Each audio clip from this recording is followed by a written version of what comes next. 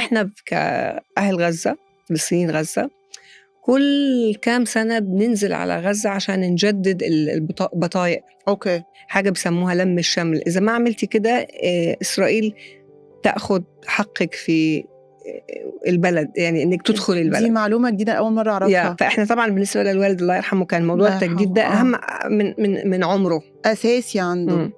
فكل 3 سنين أو أحيانا 2 كنا بننزل على غزة عن طريق القاهرة.